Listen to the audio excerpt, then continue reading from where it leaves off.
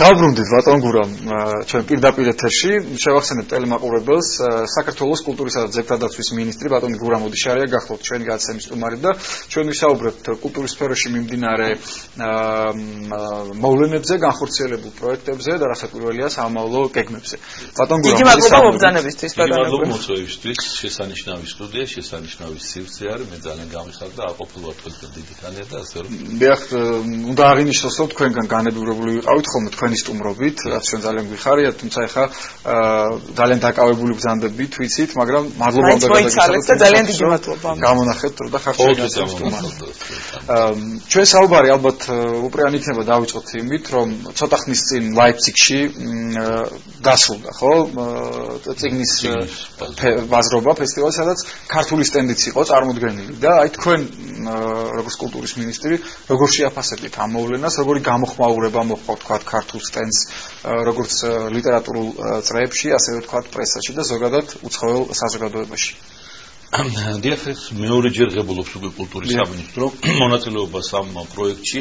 პროექტი არის მეტად საინტერესო, იმიტომ რომ ჩვენ გვიცნობენ როგორც მწიგნობარ ხალხს, ციგნის ღერს, ხო და ამიტომაც ჩვენ ერთ-ერთი პრიორიტეტი გახლავთ ის, რომ რაც შეიძლება შორს გავიტანოთ ჩვენი კულტურის სახელი, ჩვენი პოპულარიზაცია გაუწიოთ ჩვენს ხელოვნებას, ციგს და ყველაფერს იმას, რითაც ჩვენ ვამაყობთ. შესანიშნავად მოგვეხსენება, რომ ჩვენ მერსედესებს არ ვაკეთებთ და კოსმოსური ხომალდები ჩვენი არ დაფრინავს და თვითონაირს არ, მაგრამ ჩვენ გვაქვს კულტურა. ეს უძველესი კულტურა, რომელიც არის თანამდები თელია ჩვენი ცხოვრება, ჩვენი პრობლემების დაძლევის საქმეში და ასე შემდეგ ის გეხმარება ყველაზე მეტად და თანამგზავრობს და ამიტომ ამის პოპულარიზაცია აუცილებელიც არის და როდესაც მე დავინიშნე კულტურის მინისტრად, შევისწავლე კარგად კულტურის სამინისტროს მოღვაწეობა და არის პროექტები, რომელიც ძალიან წარმატებული და საჭიროა და მას გაგრძელება ჭირდება და ერთ-ერთი ასეთი იყო, არის და იქნება აი წიგნის ბაზრობები, წიგნის ფესტივალები და ლაიფციგი. პირველი, სადაც მე ჩავედი ჩემს თანამშრომლებთან, მეგობრებთან ერთად და წარმოიდგინეთ ეს არის უზარმაზარი სივრცე, სადაც 2 დღის განმავლობაში 2500 მწერალთან მოხდა შეხვედრა, მათი ტექსტების წაკითხვა და იყო დაყოფილი, ესე იგი, განყოფილებება თავისი ადგილი ქონდა ჩვენ სტენდს, წელს ბევრად მეტი იყო, დიდი იყო ჩვენი სტენდი, ვიდრე თქვა შარშა, მომავალ წელს კიდევ ასე გვინდა უფრო მეტი გაიზარდოს და ძირითადად ჩვენ წარმოვადგენთ თანამედროვე ლიტერატურა, გვინდა სამომავლო თექ ფრანკფურტის წიგნის ბაზრობა გველოდება კიდევ შემოდგომა.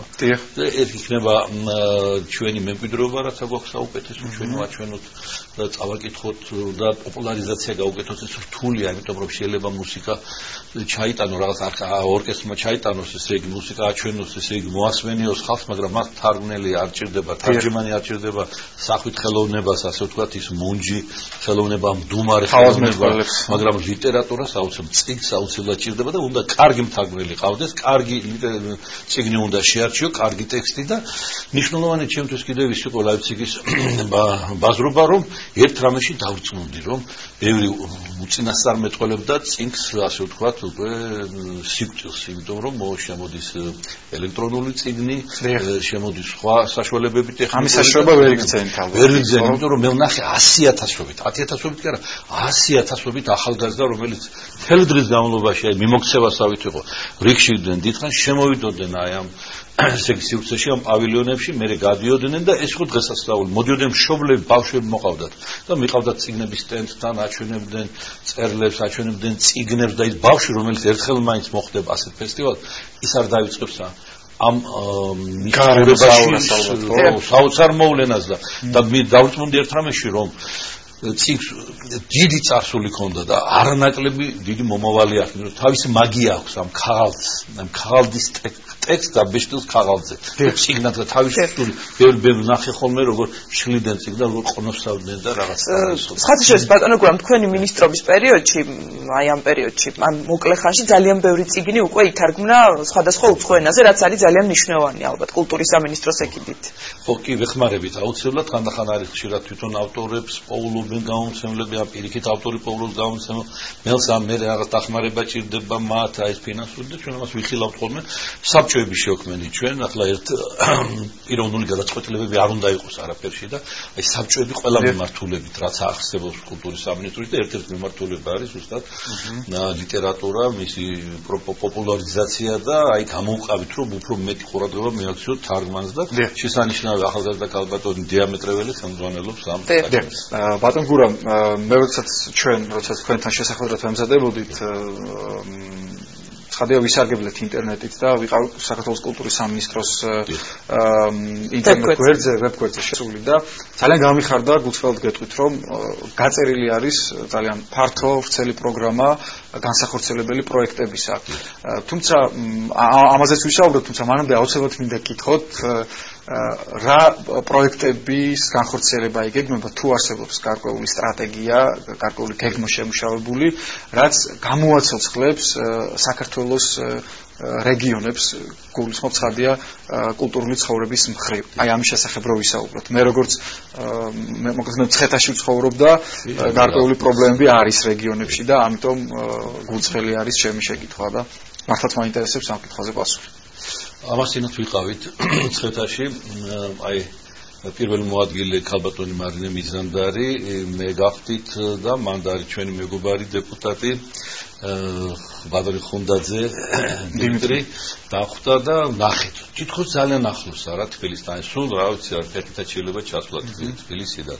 ხო და ვერ ნახეთ მანდ ერთი რამ, რომ აი ცხეთას არ აქვს თავის კულტურული ცენტრი, დამწვარია კულტურის სახლი, კინოს ვერ აჩვენებენ, აი თქვა ახალგაზრდობა სად შეიძლება შეიკრიბოს და ან რაღაც დისკუსია მოაწყოს რამის საკითხთან დაკავშირებით, რომ ახლა თბილისში არიაროს ხალხმა, რომ ყველგან უნდა თავის იმაში იპოვოს ეგ საშუალება, სადაც ცხოვრობს და არაფერი მსგავსი არის, ერთი ეკრანი არ არის, ხო და განსაკუთრებით ბეჭდვა მდგომარეობაშია თვითონ მუზეუმი, რომელსაც ისეთი ექსპონატებია მან წარმოდგენილი, ქვეყანაში შეშურდებოდა, არის ქვეყნები, რომელსაც მსგავსი რამ არ აქვს. ეხლა მან უნახე ორი ისეთი ჩონჩხი ახალგაზრდის, ქალისა და გოგოსა და ბიჭის. და ამასო ჩვენ რომეო და ჯულეტას უძახითო მითხრეს მანდ. ხო და აი ამას ვერავინ ვერ ხედავს, იმიტომ რომ საცავებშია ყველაფერი. ხო, კი იქ ახლა რაც შეიძლება შველიან ამას ისეთ სიტუაციაშია, რომ დღის განმავლობაში რაღაც 6 ლიტრი წყალი გროვდება თურმე აი აპარატურაში, რომელიც იქ აი არეგულირებს ტემპერატურას ჰაერის და ძალიან სავალალო მდგომარეობა. მთელ საქართველოში რეგიონებში როგორც კი დამნელდება და აღამდება აი კულტურული ცხოვრება ესე ყდება საერთოდ აფილა ვერსად ვერ მიდიან. უყურებენ აი ტელევიზორს, კაც ვთქვათ, აქვს ახლა ინტერნეტი ყველგან მადლობა ღმერთს ხომ და ყველა სარგებლობს ამ საოცრებით. მაგრამ მისი მომცემია ხშირ შემთხვევაში. ხო, ხშირად ვერ არის. ხაჭია როგორ გამოიყენებს. ხო, რა თქმა უნდა, ახლა კაცი მიუძება და შეუძლია ნებისმიერი ფილმი გამოიძახო, ნებისმიერი მაშინ შეხვიდე, ძალიან ისეთ არასასურველ საიტზეც და შემდეგ, მაგრამ აი ადამიანს უნდა ყოველთვის რომ შეკრების ადგილი ქონდეს. თავის მეგობრებს შეხვდეს, უფროს. რეგიონების თეატრებში რა ხდება ბატონო კურამ? ხო, რეგიონების თეატრებში ეს არის რეგიონების ზოგიერთი თეატრი არის მუნიციპალური, ასე ვთქვათ, მაგრამ ჩვენ ყოველთვის ვცდილობთ რომ ჩვენი კეთილი ნება გამოვიჩინოთ და დავეხმაროთ სპექტაკლები დაიდგას, უჭირთ რა თქმა უნდა სავალალო მდგომარეობაში არიან და ჩვენ ასე დავისახეთ. ეხლა ერთ-ერთი პრიორიტეტი ჩვენი არის, აი თქვენ რომ ნახეთ გაწერილი პრიორიტეტები. ეხლა ვმუშაობთ კულტურის პოლიტიკაზე და ჩამოიწერება მთლიანად დასრულად. ერთ-ერთი პრიორიტეტი არის რომ რეგიონებს დავეხმაროთ. მეტი სიცოცხლე შევიტანოთ რეგიონებში. თბილისი ცხოვრობს თავის კულტურული ცხოვრების სავსე და მანდ არ არის არავითარი ცხოვრება და ამიტომ მიდის ახლა პროექტებს დავეხმარებით, სადაც უკვე ჩავა ხალხი, აჩვენეთ მოძრავი კინო გვინდა გავაკეთოთ. აი ნახეთ ზოგან მთელი ნუსხა გვაქვს ჩამოწერილი, ზოგან ნახეთ კინოთეატრები, რომლებიც ნორმალურ მდგომარეობაში, კულტურის სახლები ნორმალურ მდგომარეობაში, მაგრამ გასაშვები აპარატი არ აქვს. დღეს ახლა შეიძლება ციფრული გასაშვები, ესე იგი პროექტორები არსებობს, რომელიც შეიძლება დადგა და აჩვენოს ნებისმიერი ფილმი. ხოლო შემდეგ მოაწყოთ დისკუსიები და ძალიან საინტერესო იდეები ქონდა, გუშინაც ქონდა საბჭოსთან შეხვედრა კინოს პრობლემებთან დაკავშირებული საბჭოსთან და მათაც საინტერესო იდეები თუ როგორ ჩავიდნენ რეგიონებში და როგორ დაუახლოვდეს თბილისი და რეგიონი ერთმანეთს, ასევე მწერლებს, ასევე ხატორებს, ყველას ნებისმიერ მიმართულებით. ამას ჩვენ აუცილებლად დავეხმარებით. ძალიან კარგი. ძალიან კარგი. ბატონო გურამ, თუ შეიძლება იმ პრიორიტეტებზე, რაც გაქვთ წლევანდელი წლისთვის დასახული, კიდევ რომ გვესაუბროთ უფრო კონკრეტულად და კიდევ მე მახსოვს რამდენიმე თუ თუ ახსოვთ ერთი თვის წინ 100 დღიანი მუშაობის შედეგით წარსდგით საზოგადოების წინაშე, ასე ვთქვათ, ანგარიში ჩააბარეთ და იმ პროექტებზეც რომ მოგვიყევთ, რომელიც უკვე განხორციელდა ან დაიწყეთ და ჯერ ვთქვათ რა პროცესშია. ხო, ეს მაინც მესამე თვე იწურება ახლა ხო და რა თქმა უნდა ჩვენ არის პროექტები რომლებიც დაიწყეთ და მათ უნდა დრო, ანუ შედეგს მივიღებთ და ვნახავთ ისე შედეგი რასაკვირველია ვერ იქნება. ამას დრო უნდა როგორც დიდ გემს უნდა შემოbrunება, ამიტომ დიდი და ისეთი პროექტები ცოტა გვიან გამოჩნდება იქნება საფულში, ეგ იქნება შემოდგომაზე რა თქმა უნდა, მაგრამ თავიდან აქედან უნდა ჩაუყურო მას საფუძველი. ყველა მიმართულებას ვეხმარებით, კულტურის სამინისტრო იმისთვის არის კიდევ საშუალებამდენი არ აქვს, მაგრამ ვცდილობთ რომ რაღაცნაირად რომ მოვახერხოთ იმ საშუალებით სამართლიანად და მე გადავანაწილოთ ეს რესურსები ჩვენი და აუცილებლად ესე იგი უყურადღებოთ არავინ არ დავტოვოთ. თქვათ ეგ არის კლასიკური მუსიკა, ვთქვათ, არის რომელსაც დახმარება უნდა, ხელშეშველება უნდა, როგორც ყველა ქვეყანაში არის ხელოვნების კულტურის მიმართულება, რომელიც არის თვითკმარი, ვთქვათ, ჯაზი რო ამალობთ, არა? ჩვენ მუსიკის ხალხიც ავართ გარდა წიგნისა და თქვა შეიძლება მას ხელი შეაშველო 50% დაეხმაროთ წელს, მომავალ წელს 25-ით დაეხმარო. შემდეგ უკვე ის თავის თავს მიხედავს, მაგრამ კლასიკურ მუსიკას სულ ასე უნდა მიხედოს. ასე მინდა გავიხსენო, როგორც კი მოვედით სამინისტროში და ჩემთვის დიდი პატივი და დიდი სიხარული და სიამოვნება იყო, როდესაც პატრიარქის საიუბილეო თარიღებს დაუნიშნავდი და კულტურის სამინისტრო აქტიურად იყო ჩართული ამ საქმიანობაში, გამოვეცით არაერთი ალბომი, წიგნები გამოვეცით. მოვაწყოთ შესანიშნავი შეხვედრები, საღამოები და ეს იყო მართლა ერთშულოვნება იყო ერის და ბერის ხალხის რომ ამ შესანიშნავ დღესასწაულით ჩვენ შევხვდით ახალ წელს, დავამთავრეთ, დავასრულეთ ძველი წელი და დავიწყეთ სულ სხვანაირი იმედით, სულ სხვანაირი სიყვარულით, რა ვიცი ხო, ყველაფერი საუკეთესოდ შემართებით, ეგ ყველაფერი და ერთი რამე მიხარია კიდევ გუშინაც იყო საუბარი ამაზე, რომ აი რაღაცნაირად ათითო კაცებული კი არა, უკვე რაღაცნაირად ერთიანდებიან ჩვენი შემოქმედები, როგორც კინოს შესანიშნავი წარმომადგენლები და ნებისმიერი თაობის, ასევე სხვა მიმართულების და არ შეიძლება რომ რაღაც პოლიტიკური დაპირისპირება უდესღაც თუ იყო, ეს იყოს დაუშვათ ყველგან თავის დამღა ესე დაამჩნიოს. არავითარ შემთხვევაში არ შეიძლება ეგ მოხდეს, იმიტომ რომ კულტურა და ხელოვნება საერთოდ საზღვრებს გარეთ არის. ჩვენ ამის საშუალებით ვესაუბრებით სხვებს.